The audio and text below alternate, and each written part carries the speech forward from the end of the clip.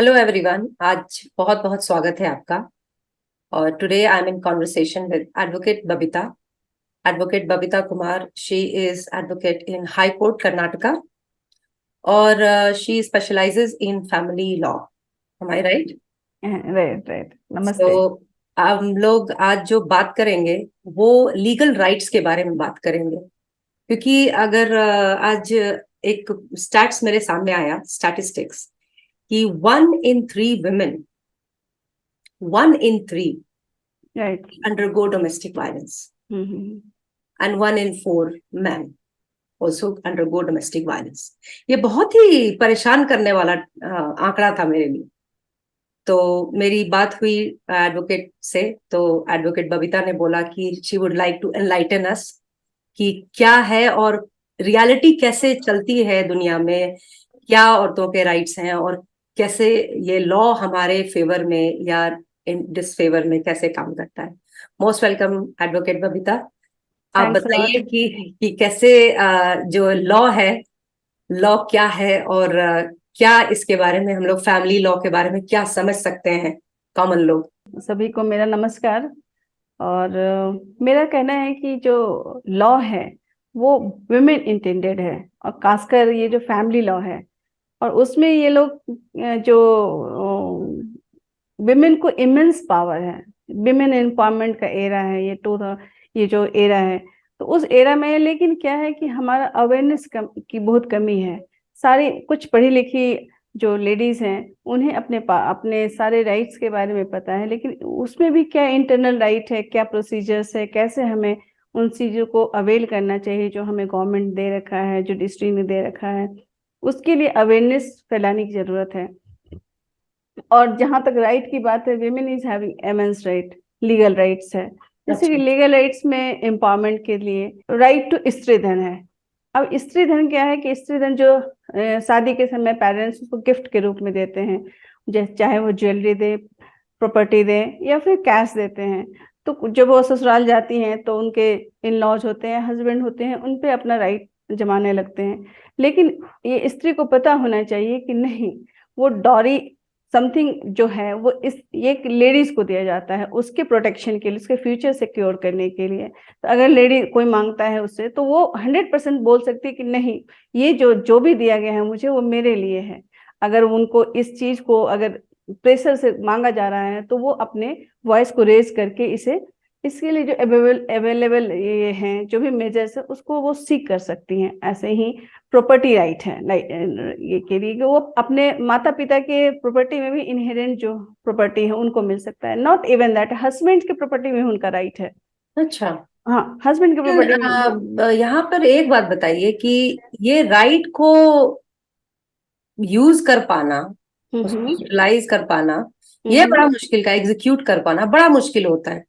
कहाँ पर कोई औरत जाए कि हम्म उसको उसको पता भी है कि हाँ ये तो मेरा स्त्री धन है, हाँ ये मेरा इनहेरेंट राइट है मेरे फादर की तरफ से, ये मेरा ससुराल की तरफ से, लेकिन वो जाए कहाँ?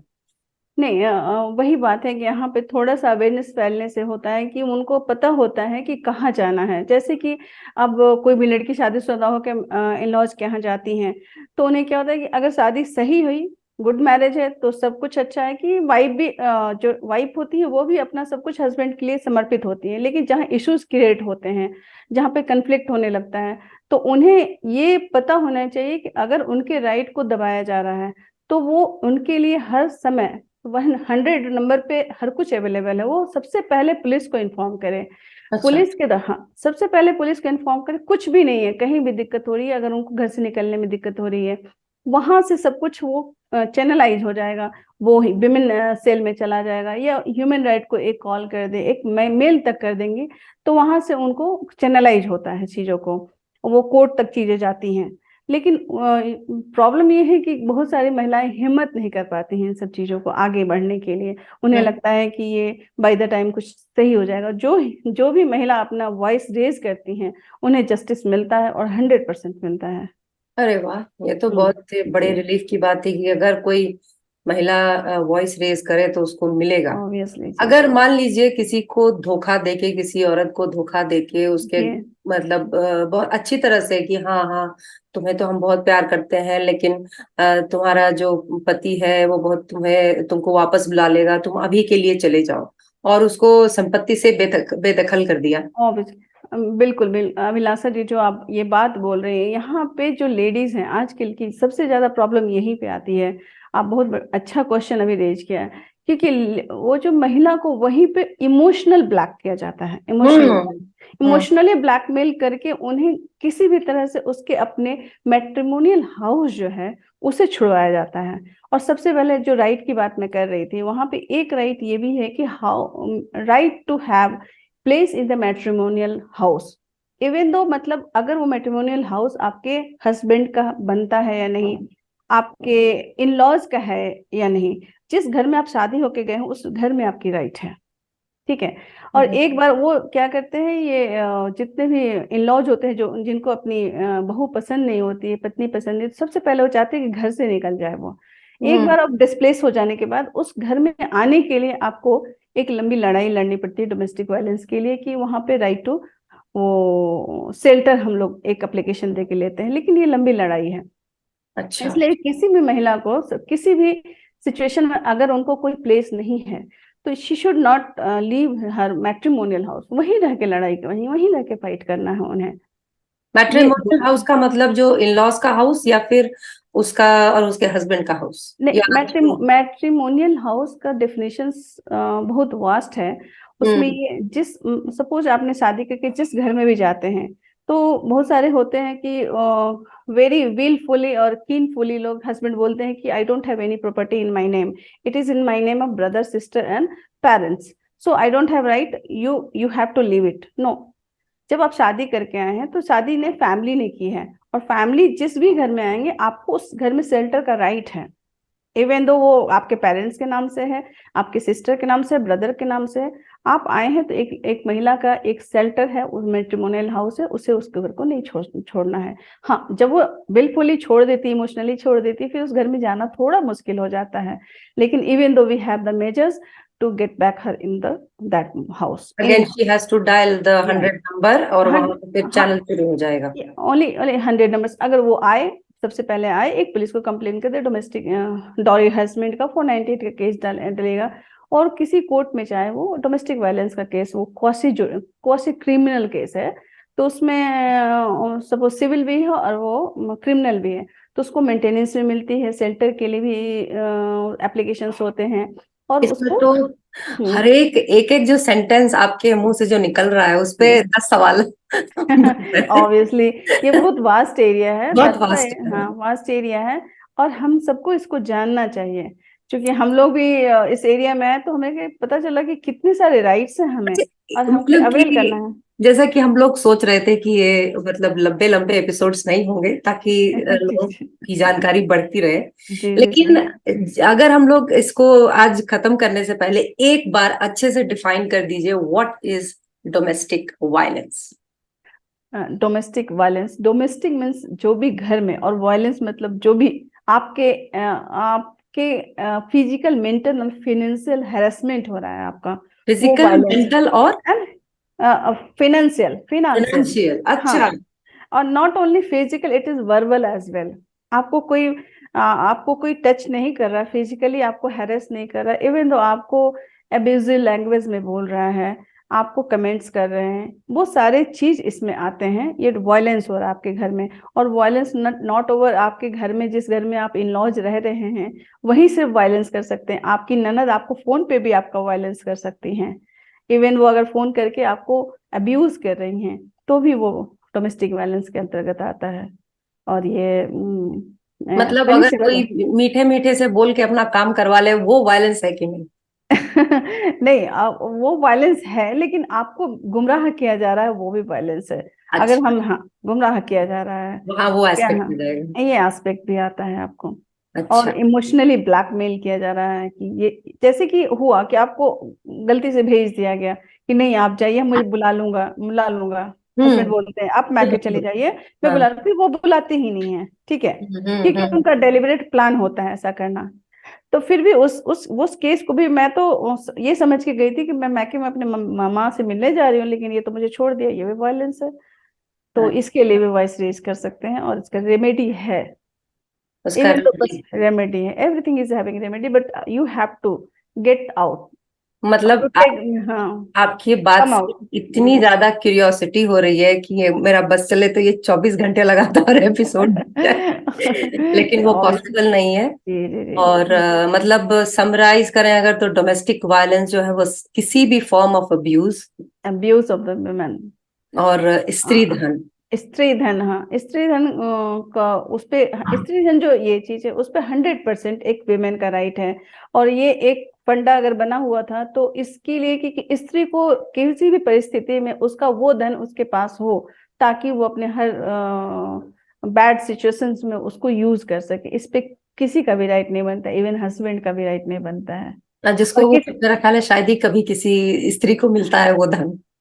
नहीं, कुछ लड़कियां होती हैं, वो ऐसा नहीं है, कुछ वेमेन होती हैं जो इस बात को समझती है, वो कभी भी उस चीज को कहते हैं ना कि वाई थोड़ी सी स्त्री थोड़ा इमोशनल होती है, कोमल होती हैं, और वो पति के बातों में कि ये मेरा घर है सब कुछ है वो मिक्स कर देती हैं।